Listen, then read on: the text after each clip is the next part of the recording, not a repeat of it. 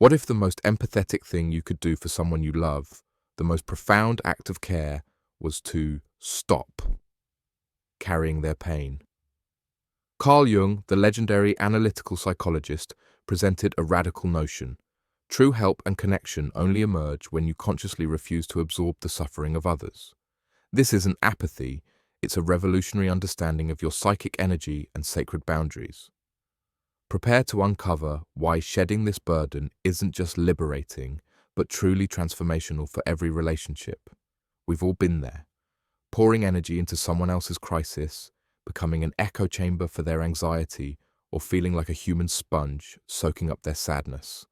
You're exhausted, yet paradoxically, their problems persist. Are you always fixing, mediating, sacrificing your inner peace to soothe someone else's storm? Perhaps you feel guilty if you don't take on their burdens, believing it's a testament to your love.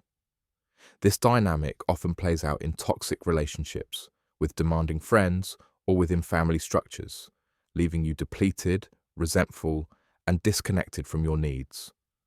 You lose sight of your journey, your emotional landscape, because you're too busy navigating theirs. It's a silent self-sabotage, an insidious drain that prevents you from reaching your full potential. Jung understood that our psyche isn't an infinite well of energy. Every act of absorption, internalizing another's suffering as our own, diminishes our capacity for individuation, the lifelong process of becoming a whole, integrated individual. When we carry someone else's pain, we're often engaging in a complex dance of projection and identification.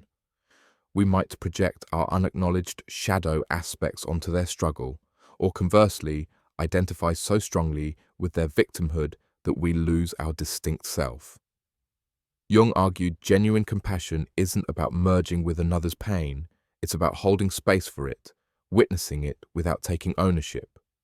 It's recognizing their pain as theirs, distinct from your own. True empathy offers presence and understanding, not absorption and rescue. When you absorb their pain, you not only weaken yourself, but implicitly rob them of the opportunity to confront and integrate their shadow, to develop their inner resources and find their own solutions. You become an emotional crutch, inadvertently hindering their growth. Jung advocated for radical self-responsibility. Your journey is uniquely yours, as is theirs. To truly help, you must first be anchored in yourself, preserving psychic integrity. This allows you to offer clarity, strength, and genuine support, rather than becoming another participant in their emotional chaos. It's a powerful shift from co-suffering to empowering presence.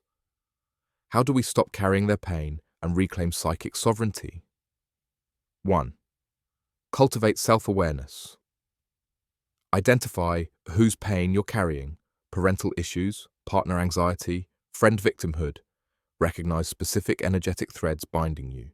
Journal its emotional cost. 2. Establish energetic boundaries.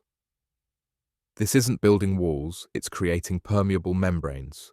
Visualize a healthy boundary. Practice saying no to emotional requests that deplete. Setting limits is self-love, not selfishness. 3. Engage in shadow work. We often carry others' pain, often mirroring our unaddressed anxieties. What part of their struggle resonates with unhealed wounds within? Confronting your shadow reduces unconsciously absorbing external burdens. 4. Practice detachment with empathy. Be empathetic without enmeshment. Listen, validate, support. Consciously remind yourself, this is their experience. I am a witness, not a participant.